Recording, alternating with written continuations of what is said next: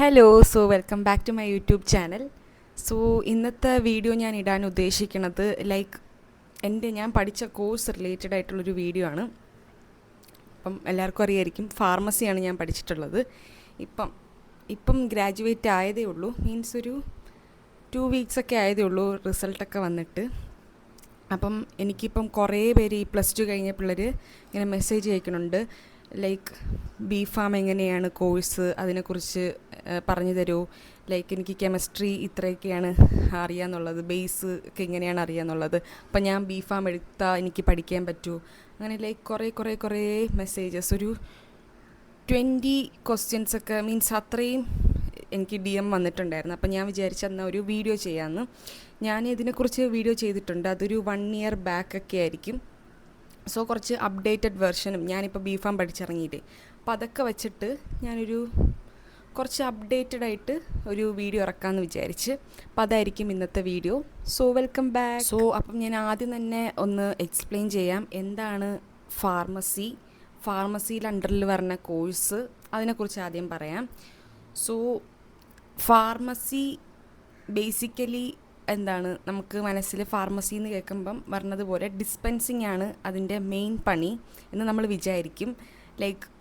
ഒരു മെഡിക്കൽ സ്റ്റോറിൽ നിൽക്കാം, അല്ലെങ്കിൽ ഇത് പഠിച്ചു കഴിഞ്ഞാൽ ഒരു ഹോസ്പിറ്റലിൽ നിൽക്കാം എന്നൊക്കെ ആയിരിക്കും നമ്മളെ തോട്ട്.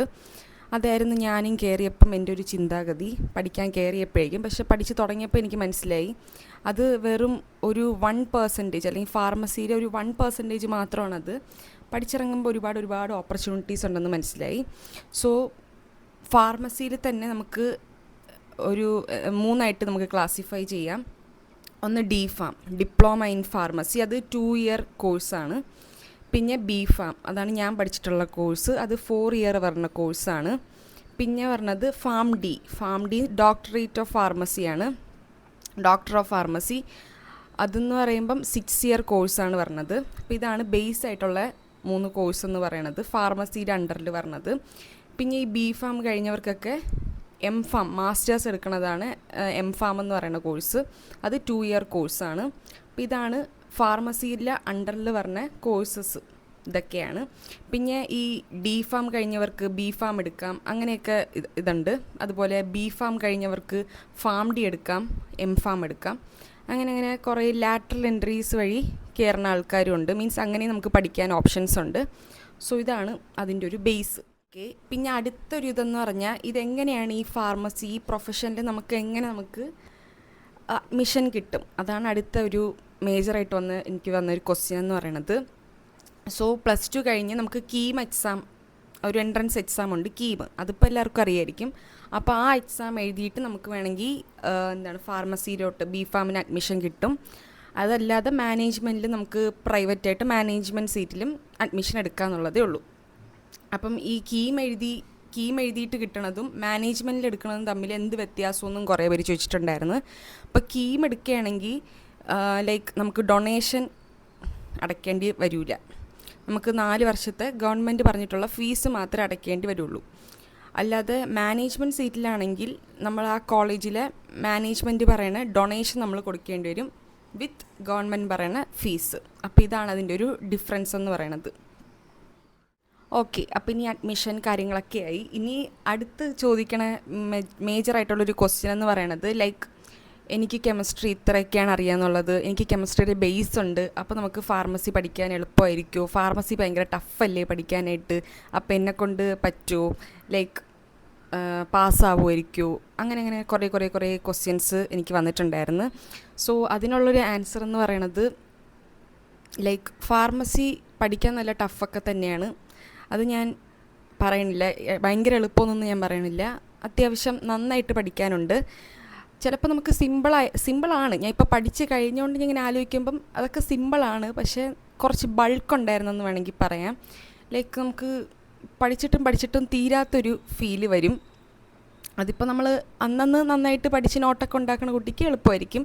എന്നെപ്പോലെ ഇങ്ങനെ എക്സാമിൻ്റെ തലേന്നൊക്കെ ഇരിക്കുമ്പം ഭയങ്കര ബൾക്ക് കയറി ഭയങ്കര സ്ട്രെസ്സും അങ്ങനെയൊക്കെ വരാൻ ചാൻസ് ഉണ്ട്.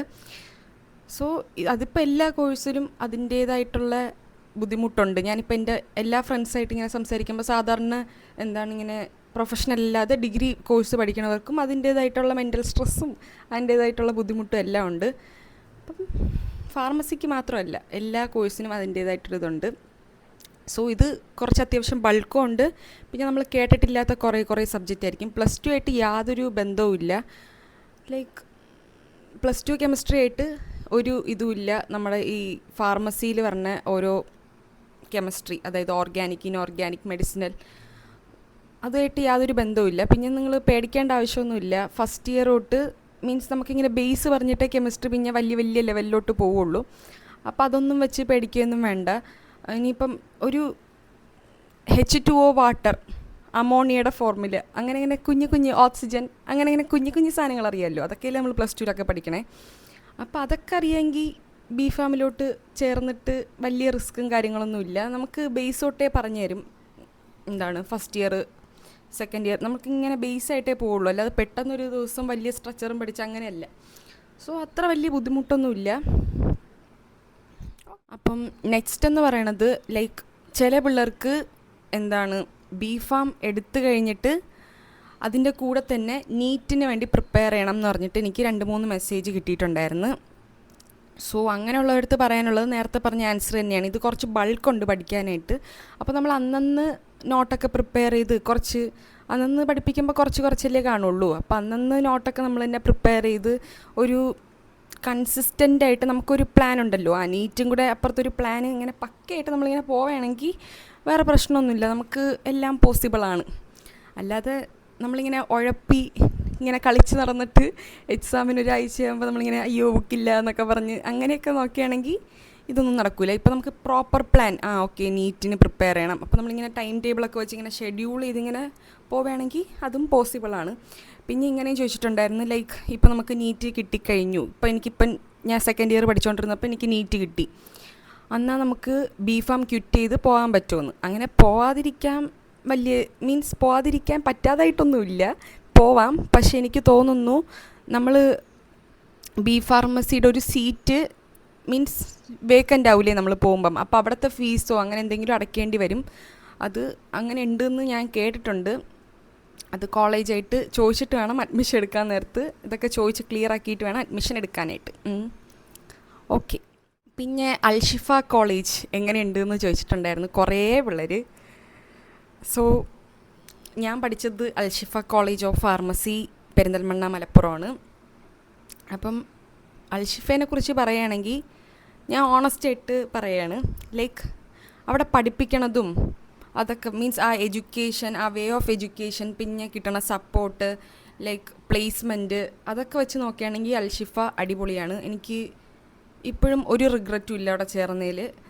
അടിപൊളിയാണ് പഠിപ്പിക്കണ രീതിയായാലും എന്തായാലും. പക്ഷേ എനിക്കവിടെ തോന്നിയ ഡീമെറിറ്റ്, അതിപ്പം എല്ലാ ഫാർമസി കോളേജ് വെച്ച് കമ്പയർ ചെയ്തപ്പോൾ എനിക്ക് മനസ്സിലായി അവിടെ കുറച്ച് ഫ്രീഡം ഉണ്ട് എന്ന്. അല്ലെങ്കിൽ എനിക്ക് ഏറ്റവും വലിയ ബുദ്ധിമുട്ട് അവിടെ ഫ്രീഡം ഇല്ല എന്നുള്ള ഇതായിരുന്നു. പക്ഷേ ഞാൻ വേറെ എൻ്റെ ഫ്രണ്ട്സ് ഡെയിൽ വ്യൂവിൽ പഠിക്കണതായാലും എല്ലാ ഫ്രണ്ട്സുമായിട്ട് കമ്പയർ ചെയ്ത് നോക്കിയപ്പോഴേക്കും കുറച്ച് ആശ്വാസം അൽഷിഫ ആശ്വാസമാണെന്ന് എനിക്ക് മനസ്സിലായി. അല്ലെങ്കിൽ എനിക്ക് ഫ്രീഡം പ്രശ്നമായിരുന്നു. ലൈക്ക് എന്താണ് എല്ലാത്തിനും റിക്വസ്റ്റ്, എല്ലാത്തിനും ഇത്, അങ്ങനെയൊക്കെ എനിക്ക് കുറച്ച് ഇതുണ്ടായിരുന്നു. പക്ഷേ നമുക്ക് അതിനെക്കാട്ടി വാല്യൂ നമുക്ക് സർട്ടിഫിക്കറ്റാണ്. അങ്ങനെയൊക്കെ നമ്മൾ ആലോചിക്കുമ്പം അൽഷിഫ ബെസ്റ്റ് ഓപ്ഷനാണ്.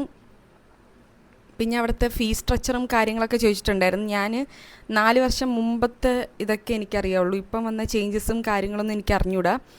സോ അവിടുത്തെ മാനേജറായിട്ട് കോണ്ടാക്റ്റ് അങ്ങനെ എന്തെങ്കിലുമൊക്കെ ചെയ്യുകയാണെങ്കിൽ കുറച്ച് ഡീറ്റെയിൽസ് കിട്ടും. So okay. അപ്പം ലാസ്റ്റ് ക്വസ്റ്റ്യൻ ഞാൻ ഏകദേശം എല്ലാം കവർ ചെയ്തെന്ന് തോന്നുന്നു. ഇനി ലാസ്റ്റ് നമ്മുടെ മെയിൻ, ഇത് പഠിച്ചു കഴിഞ്ഞിട്ട് സ്കോപ്പ് ഉണ്ടോ, ജോലി കിട്ടുമോ? അതാണ് എല്ലാത്തിൻ്റെയും ഒരു അവസാനം. അതല്ലേ നമ്മൾ പഠിച്ചിട്ട് ജോലി കിട്ടണമല്ലോ, അതിനല്ലേ പഠിക്കുന്നത്. അപ്പോൾ അങ്ങനെ കിട്ടുമോ എന്നാണ് ഇത് എല്ലാവരും ചോദിച്ചിട്ടുള്ളൊരു ക്വസ്റ്റ്യനാണ്, സ്കോപ്പ് ഉണ്ടായിരിക്കുമോ എന്ന്. സോ ഞാനിപ്പം ഗ്രാജുവേറ്റായി, ഞാനിപ്പം ജോബ് ഇങ്ങനെ നോക്കിക്കൊണ്ടിരിക്കുകയാണ്. അപ്പം നല്ലൊരു ഇതാണ് എനിക്ക് പറയാൻ പറ്റുന്ന ഒരു ലൈക്ക് ഞാൻ പറയാം എന്താണെന്ന് വെച്ചാൽ, സ്കോപ്പുണ്ട്. സ്റ്റിൽ ഞാൻ റിഗ്രറ്റ് ചെയ്യണില്ല. ബി ഫാം പഠിച്ചതിന് ഞാൻ തീരെ റിഗ്രറ്റ് ചെയ്യണില്ല. ഒരുപാട് ഓപ്ഷൻസ് ഉണ്ട്. ഞാൻ നേരത്തെ പറഞ്ഞ പോലെ അത് ഞാൻ പറയാൻ വിട്ടുപോയി. ലൈക്ക് ഡിസ്പെൻസിങ് മാത്രമല്ല, മെഡിക്കൽ സ്റ്റോർ, ഹോസ്പിറ്റൽ മാത്രമല്ല നമ്മുടെ പണി. നമുക്ക് എംഫാം എടുത്തു കഴിഞ്ഞാൽ ബിഫാംകാരെ പഠിപ്പിക്കാൻ ടീച്ചറായിട്ട് വർക്ക് ചെയ്യാൻ പറ്റും.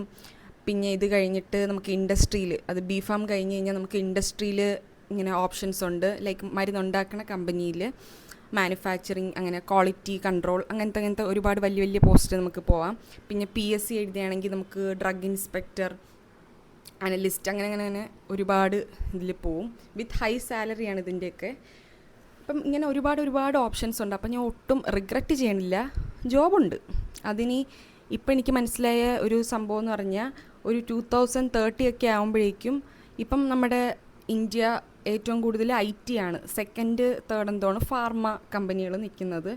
അപ്പോൾ ഞാൻ കേട്ട അറിവിലൊരു 2030 ഒക്കെ ആകുമ്പോഴേക്കും ഈ ഫാർമയുടെ വലിയൊരു ഇതാവും ഇന്ത്യ എന്ന് പറയുന്നത്. അപ്പോൾ ഇന്ത്യക്കകത്ത് തന്നെയാണ് ഏറ്റവും കൂടുതൽ ഇനി സ്കോപ്പ് വരാൻ പോണതും ഫാർമസി ഇതായിട്ട്. സോ സ്കോപ്പൊന്നും ഇല്ലാതെ ഇല്ല. പിന്നെ എനിക്ക് തോന്നി, എനിക്കിപ്പം പഠിച്ചിറങ്ങിയപ്പോൾ മനസ്സിലായ ഒരു കാര്യം എന്ന് പറഞ്ഞാൽ, നമുക്ക് എന്തിനും എക്സ്പീരിയൻസ് വേണം.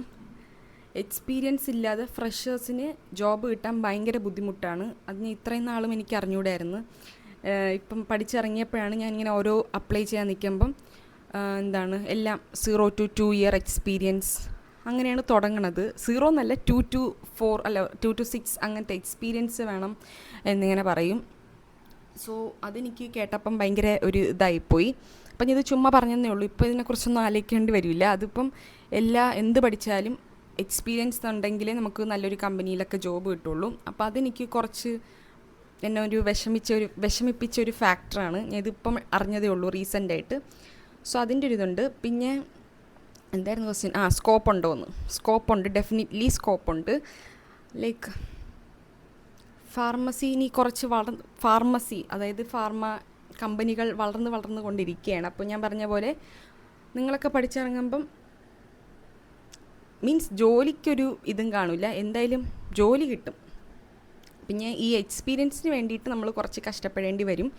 ഇല്ലെങ്കിൽ നല്ല പ്ലേസ്മെൻ്റുള്ള ഒരു കോളേജിലൊക്കെ ചേരുകയാണെങ്കിൽ അടിപൊളിയായിരിക്കും. അവിടെ നിന്ന് തന്നെ പ്ലേസ്മെൻ്റൊക്കെ കിട്ടി ഫ്രഷേഴ്സിനെ അങ്ങനെ കയറ്റി വിടും. അപ്പം അതൊന്നും ഇതാക്കണ്ട. സ്കോപ്പൊക്കെ ഉണ്ട്, അത്യാവശ്യമൊന്നുമില്ല, സ്കോപ്പുണ്ട്. എനിക്കങ്ങനെ റിഗ്രറ്റൊന്നും തോന്നുന്നില്ല പഠിച്ചിട്ട്. ഓക്കെ, അപ്പോൾ ഇതൊക്കെയാണ്. ഞാൻ എന്തോ പറഞ്ഞ് ചളവാക്കിയെന്ന് തോന്നുന്നു അവസാനം. സ്കോപ്പുണ്ട്, അത്രേ ഉള്ളൂ. അപ്പോൾ ഇതൊക്കെ തന്നെ ഞാൻ ഡീമെറിറ്റായിട്ട് എഴുതി വെച്ചേക്കണ എക്സ്പീരിയൻസ് ആണ്. അതിപ്പോൾ എല്ലാ ഇതിലും ഉണ്ട്. എക്സ്പീരിയൻസ് ഇല്ലാതെ ഒന്നും പറ്റൂല. ഓക്കെ, അപ്പോൾ ഇതൊക്കെ തന്നെ എല്ലാം കവർ ചെയ്തെന്ന് തോന്നുന്നു. അപ്പോൾ ഇത് ഞാൻ ക്വിക്കായിട്ട് എടുക്കുന്ന ഒരു വീഡിയോ ആണ്. ഞാൻ എടുക്കണമെന്നിങ്ങനെ വിചാരിച്ചിട്ട് ഇന്നേ എനിക്ക് അതിനുള്ള ഒരു ഇത് വന്നുള്ളൂ, ഒരു മൂഡ് വന്നുള്ളൂ. അപ്പോഴേക്കും ഇന്ന് കുറേ ബിസി ആയിട്ടുള്ള ഡേയും. അപ്പോൾ ഞാൻ ചുമ്മാ പെട്ടെന്ന് പ്രിപ്പയർ ചെയ്തിട്ട് പെട്ടെന്ന് ഇങ്ങനെ എടുത്തൊരു വീഡിയോ ആണ്.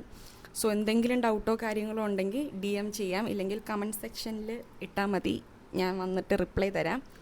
സോ ഇത് ഹെൽപ്ഫുള്ളായി എന്ന് വിചാരിക്കുന്നു. ഓക്കെ, അപ്പോൾ ഇനി നെക്സ്റ്റ് വ്ളോഗിൽ കാണാം. അതുവരെ ബൈ.